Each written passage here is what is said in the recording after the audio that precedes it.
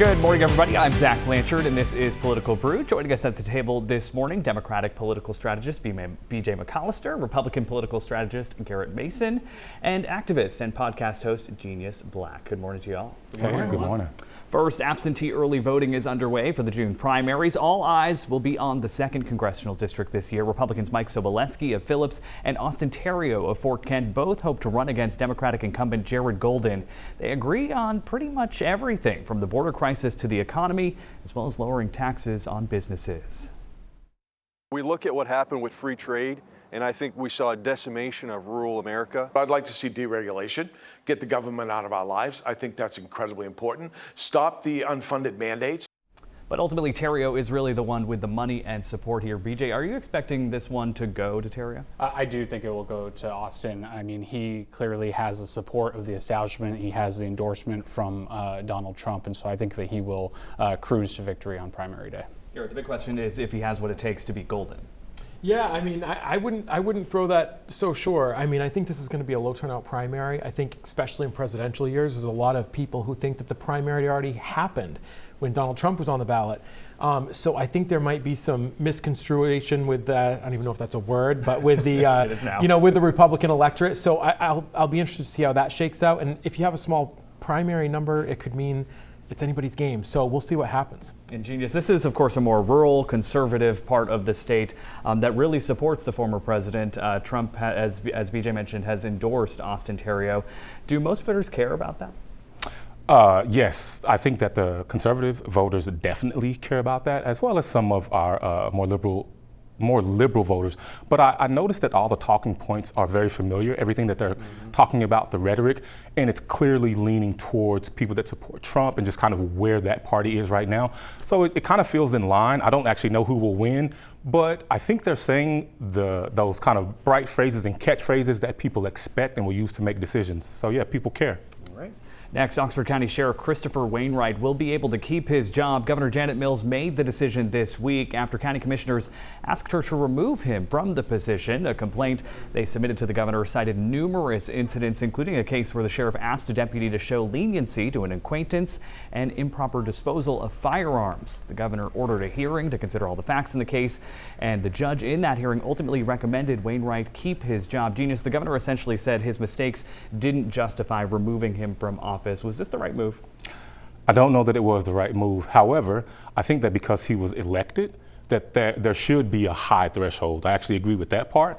But when I think about the kind of recklessness in some of his statements that I was reading about, what he was actually saying to try to get things to go the way he wanted them to for someone he knows, it felt very inappropriate and like an abuse of power. So for me, I think that he should be scrutinized. If they're not going to remove him, I appreciate that they actually came out and said that this is not a vindication for him.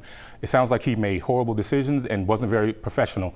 It sounds like maybe that doesn't mean he should lose the position. BJ, was there some hesitancy, though, on the governor's part, given just how uncommon this is? Yeah, well, it's uncommon unless you're in Oxford County, I guess, because let's remember, he got elected after a similar dynamic, obviously a different issue, but somebody being removed by the governor. And so I think what Governor Mills has done here is created a process so that there was a third-party review so that she didn't have to immerse herself completely in the decision. And then, when you establish a system like that, part of the product is you follow what the recommendation is, and I think that's what she did. Garrett? I completely agree. I think Governor Mills made the right decision. I think, we talked about this on this show a few weeks ago, that, Governor Mills was kind of making it up as she went along, and that's not a hit against her. She had to do it. And so I think setting up this process, it's very similar to the way that pardons are addressed in the governor's office, that there's a review board, and then that goes in front of the governor after there's a recommendation made. So I think having the process is the big win, but I think the voters will ultimately decide, do they want Sheriff Wainwright back or not? So we'll see. Let us not forget the governor has a legal background of her own, right? She does. Yes, right. She does. This week, former President Donald Trump's former lawyer, Michael Cohen, took the stand in the hush money trial against him in New York. He is the only witness to testify, saying Trump knew his internal records were falsified to cover up a payment to adult film star Stormy Daniels. Now, Trump denies those claims. Meantime, a bold move by House Speaker Mike Johnson showing up at the courthouse. He is soon to be officially the nominee of one of the major parties in our country, running for president. And they have him tied up here in this ridiculous prosecution that is not about justice. It's all about politics, and everybody can see that. Garrett, this has got to be a first. Oh, absolutely. But you know what? I think this, I've said this on the show a few times, this is an absolute joke. And how do you know that? You know it when the whole story starts out, when does a convicted felon and a porn star walk into a courtroom? I mean, I'm hoping that we're at the end of this joke right now. But I mean, the speaker is absolutely right. This is political lawfare at its finest. You know, you have Michael Cohen on the stand, a convicted felon. It's an absolute joke. I think, you know, CNN was even talking about this. If your name wasn't Donald Trump and you were accused of these same quote unquote crimes, this wouldn't have even been brought forward. So, I mean, I think the case is starting to unravel. You're seeing that in real time. Having the speaker there as a show of support, polling shows that he is one of the more popular Republicans on the national scale right now. So I think the speaker was kind of lending some of that support to the president. So I think it was a great move. But BJ, most of America doesn't see it as a joke. Well, no, absolutely not. And we've talked about this a whole lot on this show about what unprecedented situation this is. But going back to Speaker Johnson, you know, Speaker Johnson said that this was a political move. Well, his being there was the most political move. Let's be clear. This is the beginning of the tryouts for who will be the vice president, the name for vice president on the ticket with Trump. And I think Speaker Johnson is making his case, and this was day one of tryouts. Is that how you see it, Genius? I think that it's telling that former President Donald Trump has a convicted felon there speaking as someone who was so close to him and managing his business for him. I think that people have a right to be concerned based on what we've seen in terms of behavior from Donald Trump. I understand that people feel like it's very political. I think at this point he's on the trial, and I think the stakes are real. So for me, I'm keeping an eye on it, and I really don't want Donald Trump or anyone to get falsely railroaded. I want justice to be served. And I think Mike Johnson is showing up to, if you're in court, you need support. But I also think they're using it as a stump. You know, they're using it to shout out and say something, and because Donald Trump can't speak the way he wants to and the way he's used to. So he needs someone to be able to outwardly say the things that he'd like to. And I think that's what's going on. All right, we're going to take a quick break. The Morning Report is back right after this.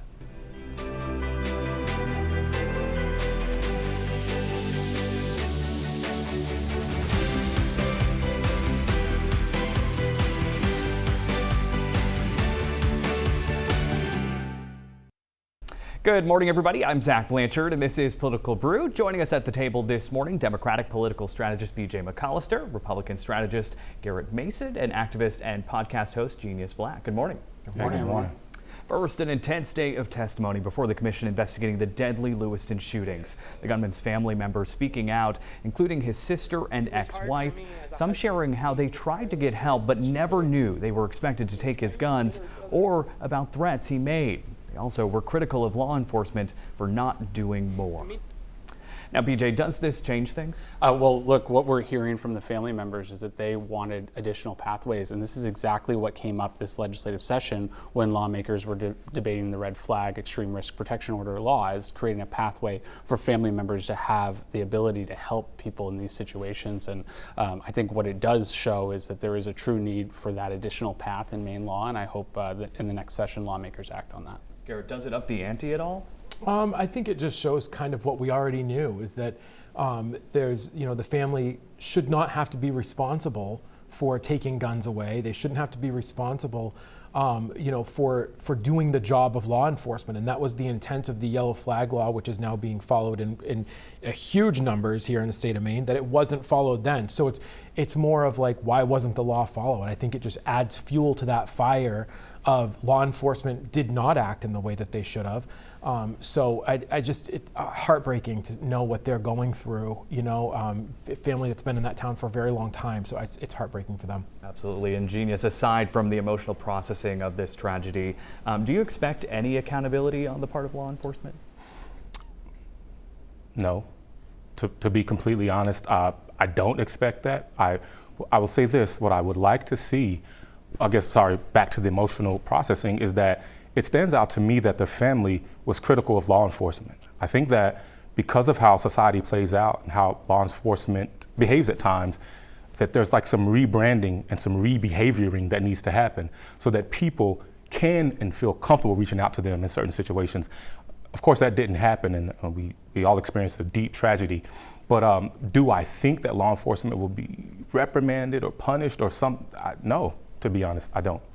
I disagree. I think that's what this commission is all about. I think it's getting the facts, finding out who was at fault, and making sure that there is accountability. So, I mean, I would have to disagree with that. I think that we're trying to find out what happened, and what we do know right now is that the law wasn't followed, and that there was a department that needs to be investigated further. And I think we're going to get to the bottom of that. All right, we'll see. Meantime, Governor Janet Mills pushing back against criticism for choosing to nix 35 spending bills passed by lawmakers on veto day just last week. Mills essentially issuing what's called a pocket veto. In a news conference, she said aside from financial concerns, she also questioned the legality of the bills since they were sent to her desk after the end of session deadline. If they were allowed to become law, would have been subject to serious legal question. It is unprecedented for the legislature to have taken up that much business on veto day, which is by law assigned to them to consider the objections of the governor. Now, the governor says she plans to revisit the unsigned bills in the next legislative session. But Garrett, I keep saying this points to some serious disconnect between the governor and members of her own party. Yeah, I mean, I think once again, this kind of goes to, we have separation of powers for a reason. You have a governor's branch, you have a legislative branch. We saw this same exact thing play out when I was in the legislature and Republicans were in control in the Senate, and we had a Republican governor in Paula Page. There was very similar kind of loggerheads going on at that time. But I think the governor was absolutely right. I mean, we have a statutory adjournment deadline for a reason.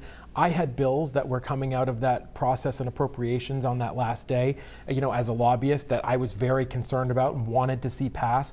But as a former legislator, I respect what she did. If you crack that door open and start to allow those things to happen on veto day, it essentially becomes endless. So I think in this case, Governor Mills was a protector of the legislative institution, and I think she did the absolute right thing. Like I said, I got bills on the table for clients that I was really concerned about, and I'm sure BJ did too. But I think for the institution, she did the right thing. Do you agree, BJ? Well, what I will agree with Garrett on is that there is a separation of powers, and he's exactly right. There are similar dynamics with LePage and Republicans when they controlled the legislature, and even when Democrats controlled the legislature. And what ultimately happened was when the executive thought that the legislative branch wasn't doing something appropriate, the judicial branch came in and made that decision. What ultimately comes from this decision from the governor is there are a lot of very important bills that will not become law, and if the true concern was whether or not it was constitutional, let the judicial branch decide that, let the bills pass on their merit. Genius, a lot of inside baseball here, but was this the right move? I think it was the right move. I wasn't surprised by the move. I didn't actually think that those things were going to go through. I guess we have to wait until next session. And there's a lot of very important bills that are down at this point.